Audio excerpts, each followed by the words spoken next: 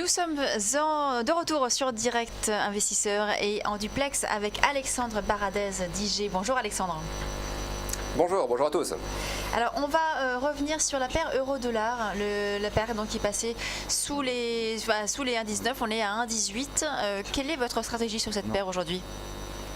Alors on a déjà touché un nouveau plus bas pendant la séance hier soir et pendant la séance asiatique. L'euro est retombé sur des niveaux inférieurs au niveau de début de semaine, donc on a touché des niveaux qu'on n'est pas revus depuis 2006 et on voit qu'on est actuellement sur des zones de prix où on oscille au-dessus et en dessous du plus bas de 2010. On voit que c'est une zone forte, le plus bas de 2010 il est à 1,1870 et on voit qu'on fait des incursions temporaires sur ce niveau et qu'on rebondit ensuite.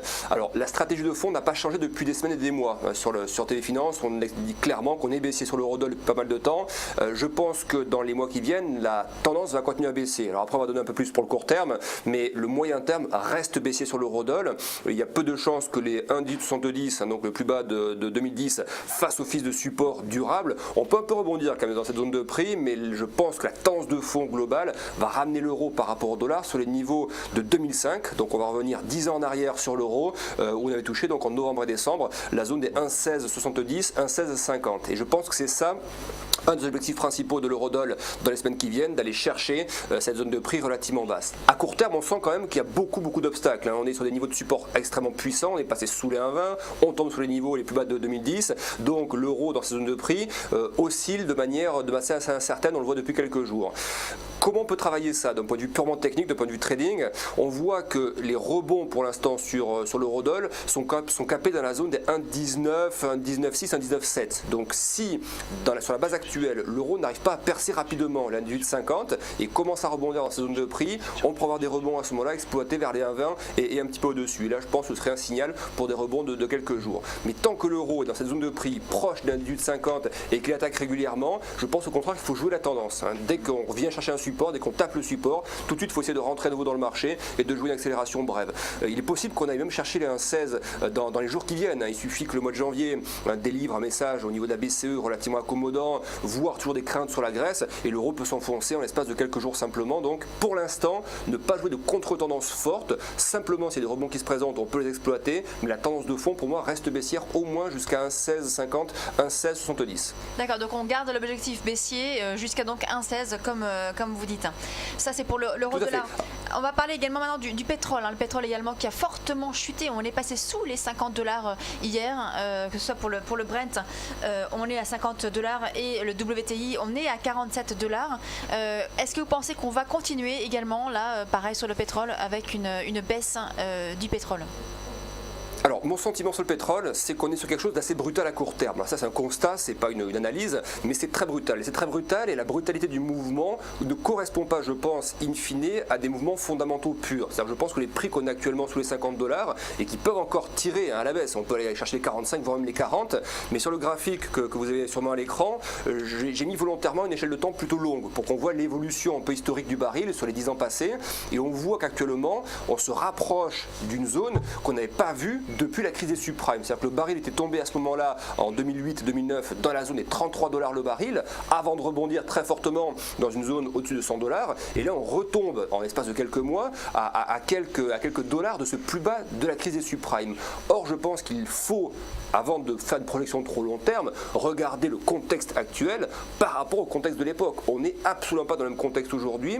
Donc, je pense que la baisse des prix du pétrole, ça répond à plusieurs choses. Ça répond à une phase d'aversion au risque qui tire les prix à la baisse, ça répond à une suroffre, une surabondance qui tire également les prix à la baisse, mais les fondamentaux de l'économie mondiale ne justifient pas durablement un prix du baril dans cette zone-là. Donc je pense qu'à court terme, oui, on peut encore chercher un peu plus bas, 45, même un petit peu en dessous.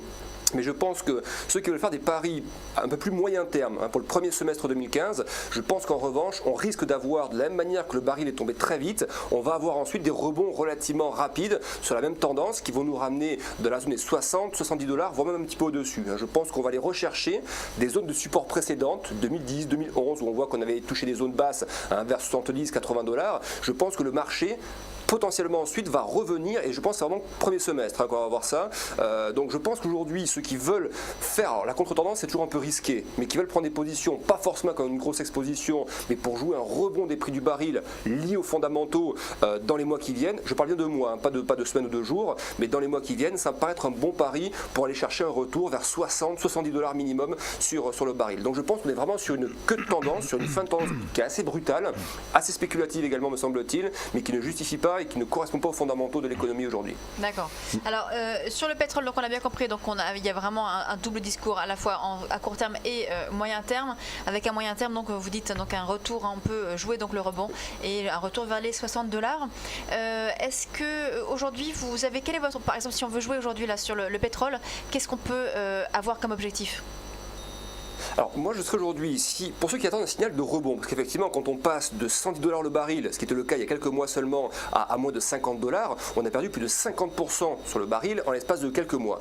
Donc ce que tout le monde regarde aujourd'hui, c'est le moment où le baril va commencer ou peut commencer à envoyer un signal de rebond. Le créneau pour jouer ce rebond, soit effectivement sur des achats long terme, qu'on fait un pari sur plusieurs mois, donc ça on peut le faire dès maintenant, soit pour ceux qui sont plus court terme, qui attendent des signaux plus court terme, je pense quand même qu'il y a une zone au-dessus de laquelle il faut commencer à rebasculer pour avoir un signal plus franc. Cette zone, c'est entre 53 et 55 $ le baril, donc c'est un petit peu au-dessus des niveaux actuels, mais ceux qui attendent vraiment de se mettre dans le momentum et dans la tendance, il faudra attendre à ce moment-là de venir chercher ces niveaux, et je pense que là, pourquoi ces niveaux? Parce qu'on voit que le marché, dans cette phase de baisse, a stagné quelques temps cette zone de prix, a tenté de rebondir un peu, a été bloqué par ces prix et est reparti à la baisse. Donc si après cette dernière phase de purge, je pense que c'est vraiment le dernier rallye baissier qu'on voit actuellement, si on commence à rebondir vers 52, 53 et qu'on tape ce niveau, là je pense à un bon niveau d'achat pour aller chercher donc ensuite au moins entre 15 et 20 $ de rallye dans les semaines qui suivent. Donc pour l'instant de manière spéculative on peut encore un peu shorter, mais je pense encore une fois que on est sur la fin de tendance si vous voulez. Donc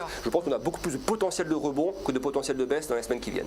Alors on va parler maintenant du Nasdaq, les indices américains qui ont fortement chuté ces derniers jours, et le Nasdaq notamment. Est-ce que vous avez une stratégie particulière sur cet indice ? Oui, alors on voit que les indices américains, on prend toujours le cas de la volatilité qu'on mesure sur le S&P 500, le fameux VIX, donc le VIX qui se tord à nouveau, qui remonte dans la zone des 20, et ça correspond à cet affaissement qu'on a à la fois sur les marchés européens et sur les marchés américains.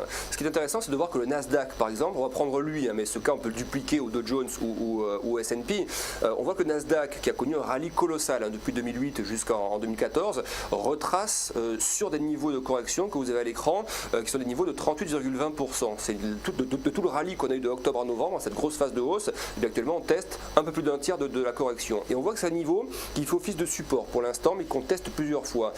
Je pense que si le niveau de short sera là pour la journée ou pour les heures, pour demain, même, peu importe, mais c'est le niveau qui est important. Si on voit que le Nasdaq commence à venir rechercher à nouveau ces 4100 points, je pense qu'ensuite ça devrait baisser assez vite et que le marché devrait se rapprocher assez rapidement des 4000 points, donc chiffre rond. Donc pour l'instant, on voit bien qu'il y a un niveau de retracement qui fait office de support court terme. On tente de rebondir un peu ce matin vers les 4120 points sur le contrat à terme, donc le CFD.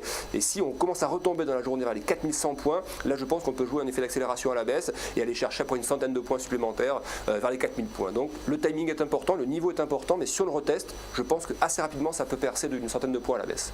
D'accord, merci beaucoup Alexandre donc pour ces éléments. Un objectif, donc juste rappelez-nous vos objectifs sur le Nasdaq. Oui, donc le Nasdaq, pour moi le Nasdaq 100, donc je pense que 4000 points est un objectif tout à fait raisonnable dans cette phase de baisse. Mais encore une fois, moi je conditionne toujours mes entrées des tests de niveau, c'est important. Tant que le marché est un petit peu dans une phase de flou comme ça, de rebond léger, on le laisse faire. Dès qu'il retouche 4100 points, à ce moment-là on va chercher les 4000 points dans la foulée. Il y a beaucoup de catalyseurs dans les heures qui viennent. Il y a l'enquête ADP pour l'emploi qui va tomber à 14h15. Il y a des chiffres également qu'on va attendre d'ici la fin de la semaine sur la NFP. D'ici 11h, il y a l'inflation en zone euro également. Donc beaucoup de catalyseurs pour cette fin de semaine et également sur les marchés américains. Merci beaucoup Alexandre Baradez d'IG pour ces éléments. On va marquer une très courte pause et on se retrouve dans quelques instants avec la suite de Direct Investisseur.